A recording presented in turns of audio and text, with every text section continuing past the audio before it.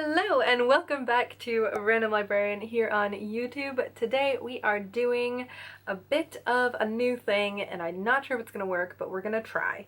So we're doing a makeup look and a review slash thoughts, babbly thoughts, on Kacen Callender's Felix Ever After. So I'm going to do a non-spoiler review now with my face all made up. And then while I'll like, you know, use time magic and put me doing my makeup after this part with like kind of spoilery thoughts and a little bit of a reading from the end. So if you haven't read this book yet, I don't want you to spoil it for yourself because it is such a treat. You can like mute me if you want to keep watching the makeup-y part, but don't wreck this book for you. You want to read it. So, what I have written for this is I had an awesome conversation with a friend of mine who had read my copy of Felix Ever After. And we talked about how this book made her realize a lot of things and like taught her a lot of things from what cis means, because that's not something that she had ever come across before, to how to write a specific dog's name. I think it was Shih Tzu. I went and looked back to find it, but like couldn't find it. So I just really love how Callender treats Felix's life as his life. With all of the messy like teenager bits of like falling in love and going to school and figuring out what he's gonna do with this like next part of his life and college. All of those messy teenager bits are just as important and central to the story as his identity, his transition, and any like transphobia that he encounters. I'm trying to figure out like what to do with this copy next because I want my mom to read it. I want to get it into multiple different classrooms through different teacher friends. I want to put it in my parents' Airbnb because I have like a little mini curated library there just in case someone ever comes through who either needs to learn or needs to see themselves in fiction. I want a copy for all of those different options. Like, I want the world to have this book in their hands. I think it is perfect. It's perfect. It's so important, I think, for someone like Kacen Callender to be such an amazing writer. Oh my gosh. But also to get to tell these stories that show the intersection of their life and also put people like them or that they could that they have imagined into fiction for the next kid to read and not feel so alone. I also am going to go find I'm gonna find as many own voices reviewers as I can for this book because I think their opinions are way more important than mine. So if you've already watched some own voices reviewers, if you are an own voice reviewer, you are not a review, you are a reviewer, please drop your video in, or drop their videos in the comments down below, because those are the voices we should be listening to. I'm using my voice to kind of shout this book out more because I think it needs to be read, again, by everyone, because it's a good book. And it's a feel-good summer book, and it has a lot to say, and I love it. Okay, so if you want to hear more about the specifics of what this book has to say, you can keep watching. If you want to stop me now and go and buy your copy, I won't be offended. So, thanks for sticking around this long. Alrighty. So, first things first, we gotta cover up some stuff going on. So, once upon a time, I did have a flower crown. It didn't look quite as beautiful and luscious and full as Felix's, but I have no idea where it is. So I tried to do a braided crown situation, but it's been a really long time since I've done that, so I've got some wispies hanging out, and also I don't know where my bobby pins are. So we're just gonna acknowledge that I tried and that Felix is more stunning than I will ever be. I think that sounds like a plan. Alrighty, so first things first. I just got this. I have no idea if it does anything, but a little primer action. It's a, does anyone care? It's Glossier Priming Moisturizer Balance Oil Control Gel Cream. Whatever. Alrighty, so let's get into this. So the idea here is that I will have something to do with my hands, so I'm not just like randomly gesturing at the camera anytime I do a review. Where to start for this book? I loved so many different parts. Oh gosh, like every part of this book basically. But okay, let's start with the setting. New York, summer, artsy school. The pressure is on. The cast is wonderful. And if the world were fair, TV networks would be leaping over one another like game of leapfrog in order to get the rights for this TV show. So even without a TV series or a miniseries, luckily the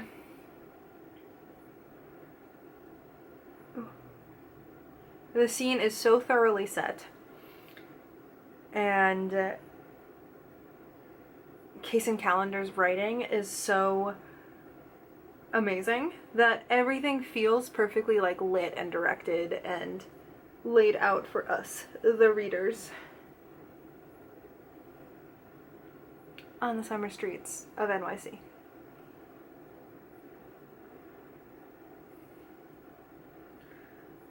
I'm trying to figure out like exactly how dramatic to make this next sentence, but yeah, we're just gonna go for it. So this is the perfect summer romance, and if you disagree, we can fight over it once we're allowed in the same place.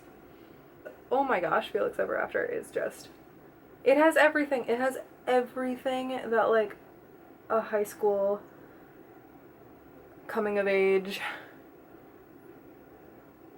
romance needs. Gosh, okay, the characters in this novel. So much of what happens because of the way Felix feels about the people in his life.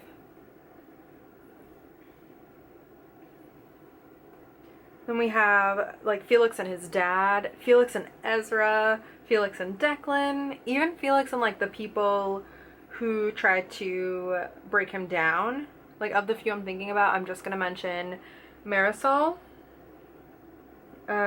because some things should remain a surprise for those of you who have not yet read this masterpiece. Okay. So, Felix has a complicated relationship with both of his parents.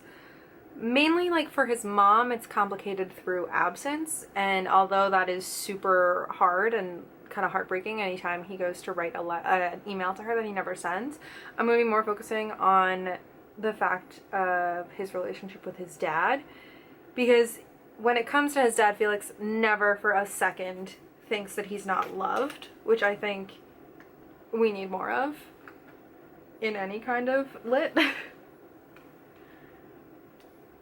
It makes my heart so warm. This is a bronzer.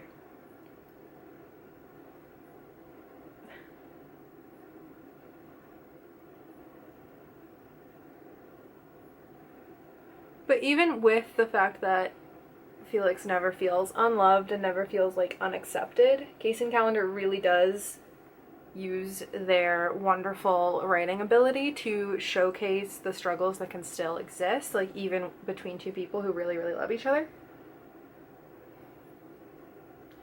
And it's like specific, the one that really broke my heart is Felix's dad's trouble with reconciling having loved Felix pre-transition with still loving him post-transition. Like, he never doesn't love him, but he has issues with letting go, asks Felix to like hold on to certain photos, sometimes dead names Felix, like things that are extremely painful to Felix that just knowing that you're loved don't fully fix. But Felix also kind of understands, and it's just like a whole mess.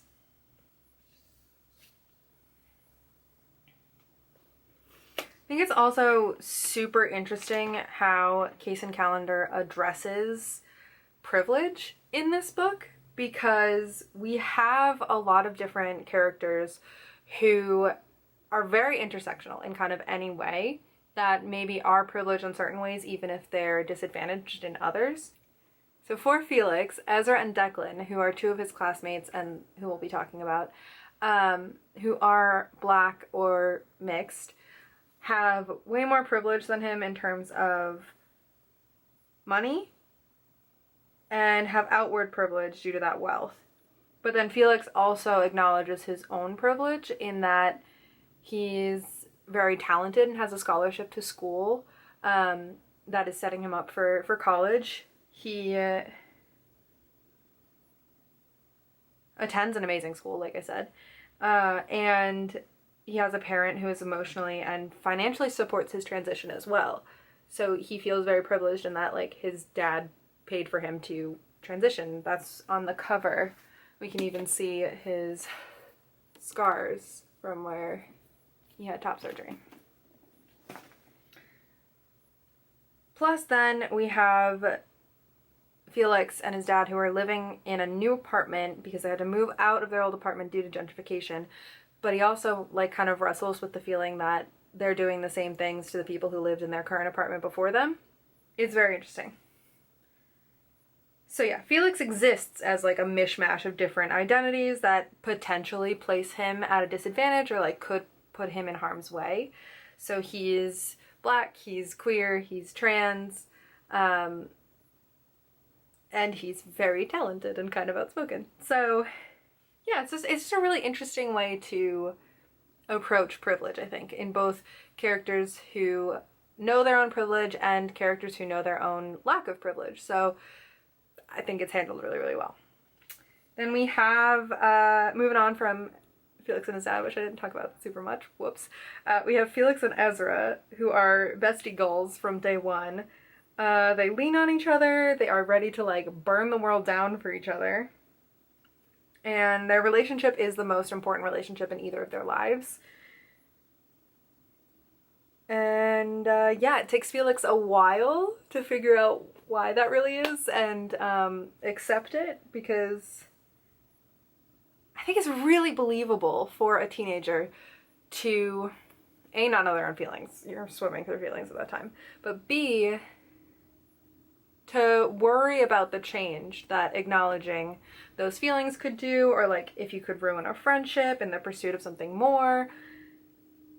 But wowza, they are soulmates. Like, they really are. Let me see if I can find the part. I told you that there would be spoilers. So, first of all, Felix goes to like actually confess for the first time at Pride, which makes me so happy. And he can't find Ezra, and then he sees him like across the parade and yells his name. And even though Ezra has sunglasses on, he knows that he's looking directly at Felix, and he yells, "I'm sorry." And all the people around them are just like kind of staring at this point. He says, "I'm sorry, you were right. The float's paused. Everyone's watching now. People all around Ezra looking from him to me and back to him again. I love you," I yell. That gets the loudest cheer of all. People start clapping, shouting, blowing their whistles. Ezra pulls off his shades, and for a heart-stopping second, I think he's about to turn away to disappear into the crowd. But he hops up onto the barricade and leaps over into the street, ignoring the shouts of the police officers. He jogs up to me, and I stand on the edge of the barricade, so we're the same height just as he gets to me. I haven't seen Ezra this close up in over a week, and just having him here right in front of me makes my heart pump harder and harder. So hard that I can barely breathe, and I just want to throw my arms around him, hold him, and kiss him. "Sorry," he says, breathless, grin on his face. God, I've missed him so fucking much. What'd you say? I don't think I heard you right. I bite the corner of my lip, trying to stop myself from smiling. I said I love you. He squints at me. Say that again, just one more time. I love you. He leans in, hands on my cheeks as he kisses me. I know the screams have gotten louder. I know people are cheering, and that the float behind us has continued moving, music loud. I know all of this, but only distantly, vaguely. Ezra hops over the barricade, taking my hand and pulling me through the crowd. People are literally throwing glitter right at us, clapping and patting us on our shoulders. I can't find the exact quote that I want, but there is a moment where Felix talks about knowing that if they end up together, they're going to be the kind of love that, you know, goes together through all of high school and, like, not all of high school, sorry, goes together all through college and just, like, can picture the mundane things with him, and I think that is so precious. So then, Felix and Declan's relationship is very wrapped up in Felix and Ezra's relationship because Declan is Ezra's ex, which is not great. Alright, so wait. Pause for a sec. For blush, I think I'm gonna go with a little lipstick on my cheek. And I'm going to take this Glossier color in Zip. This is my trick. I put it on my fingers. That.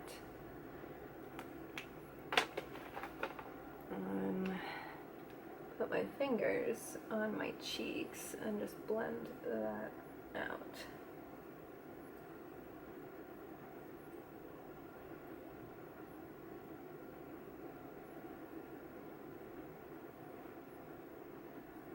I swear it looks less crazy in real life. Promise. Pinky swear. And then on the other side as well. Alright, so Felix and Declan, right? So Felix starts out really disliking Declan, mainly because of the way that he broke up with Ezra, and the way that he treats them afterwards. He basically, like, immediately becomes a tool, and, like, rolls his eyes at them, and is just, like, real rude all the time. So the reason the two start talking is something that happens that is super traumatic at the beginning of the novel. So someone posts old pre-transition photos of Felix with his dead name as, like, the little title in the little plaques under artwork, you know?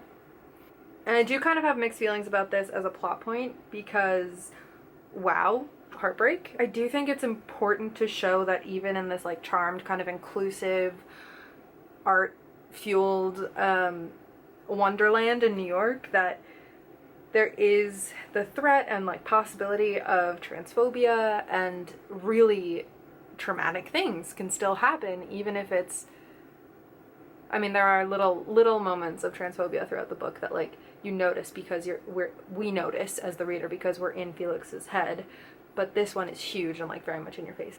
I don't think there's any way it could be handled incorrectly because Kacen Callender, the author, is Black, queer, trans, and uses they, them pronouns. So it's very much like an own voices novel, and I think they made it very clear from the start that, like, even just in the flap, that dead names are going to come up, that transphobic messages and transphobic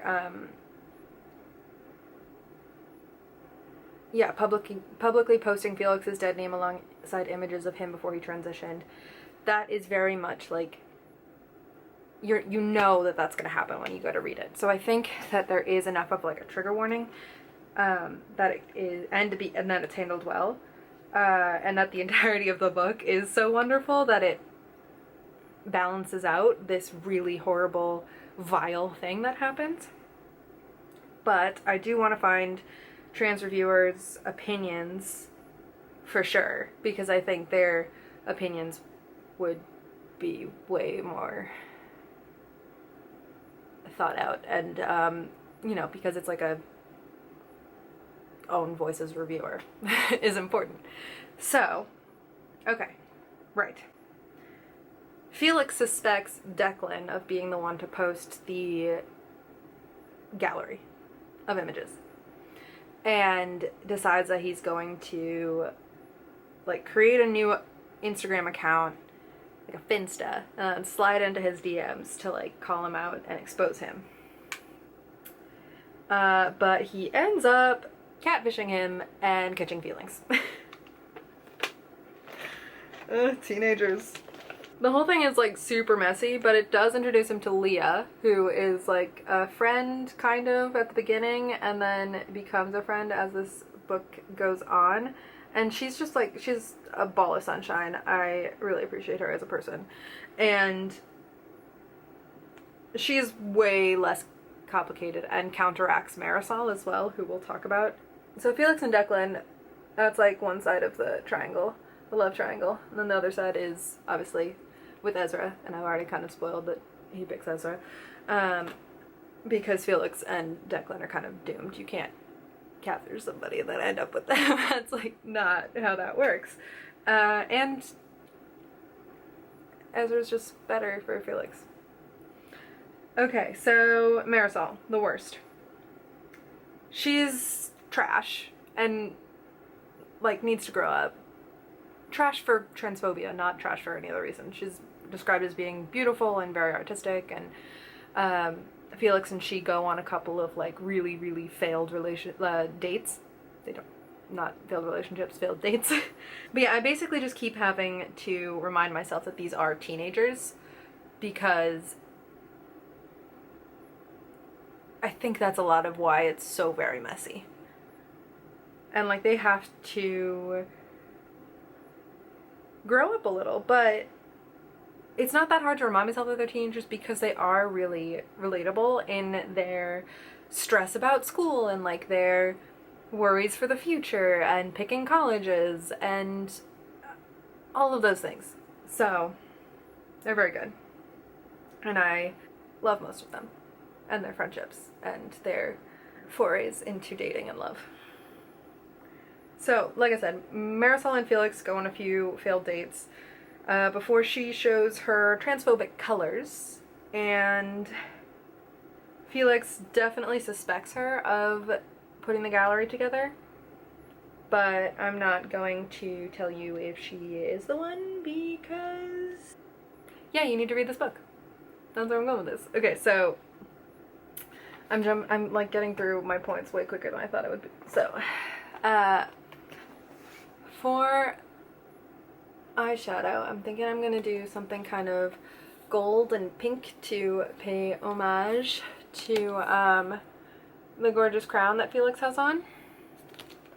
But I'm gonna lay down a bit of the bronzer on my lids in order to kind of give them a little prep, you know? Okay. Oh, also I'm gonna myself some highlight because I like highlight, and also Felix is a glowingly wonderful character. And this is a glowing review, so I should also glow a little. Is that too choosy? Let me know.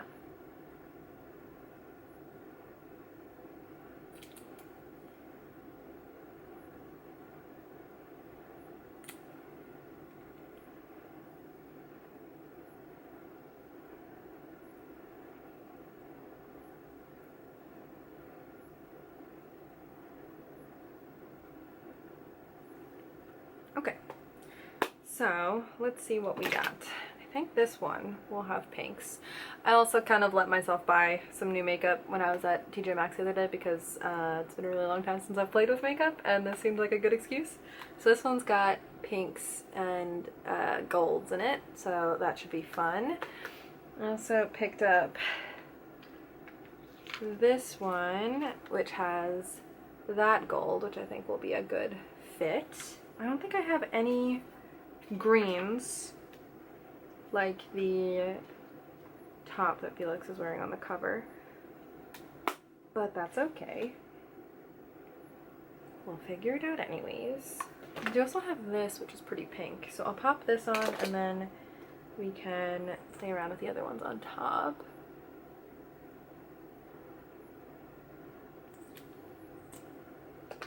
And then I'll give a spoiler-free review of the whole book that I'll put in front of the spoilery stuff, so if anyone wants to not have everything spoiled, they can do so. I don't know why I mentioned this now because this is going to be the end. Oh gosh. This is a new form of review for me, y'all. I don't know. Alrighty. Hope that dries quick. So I'm gonna grab this little pink shade, which is called Pink Pearl, happily enough.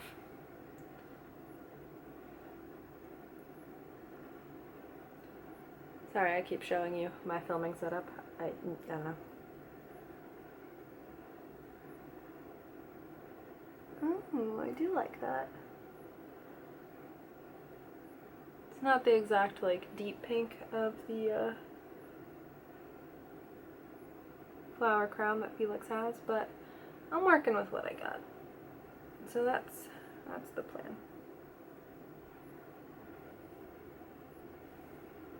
You know? Kind of pinky. I might also get some of this white one up here. It looks like it's got a bit of a pink shift. So we'll just put that on the inner corner. Oh yeah, definitely got a pink shift.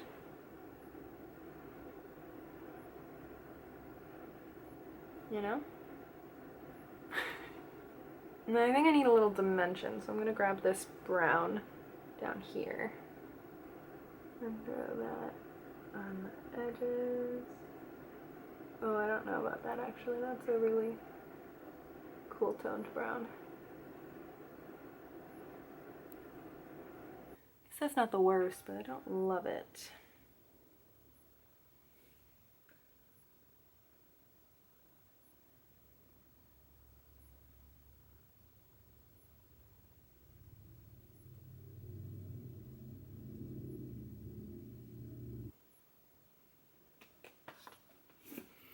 And then just because why not, we're just playing.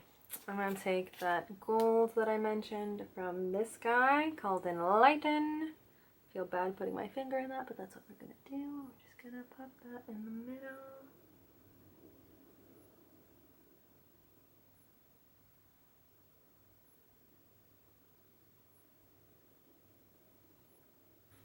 Alright, so now we just got a lot of glitter on my face.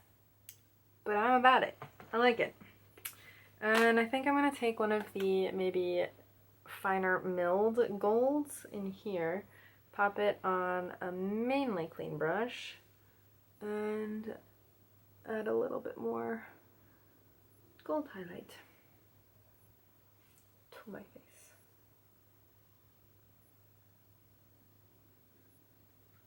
You know? Okay, mascara.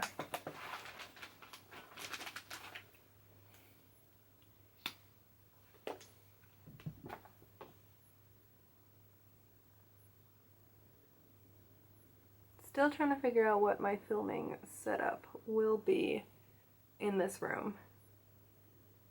So let me know your thoughts, if you have any, about this configuration, I guess. Sorry, you can see my hat in the background.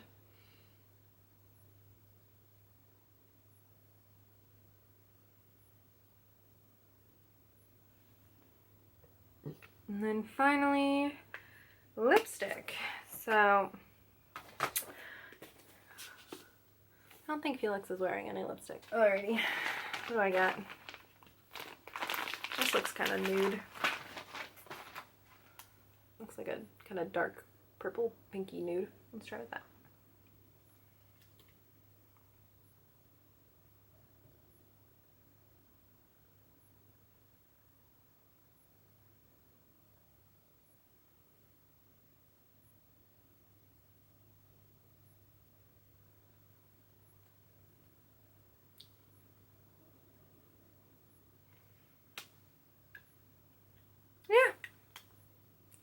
It. I think this is a fun look.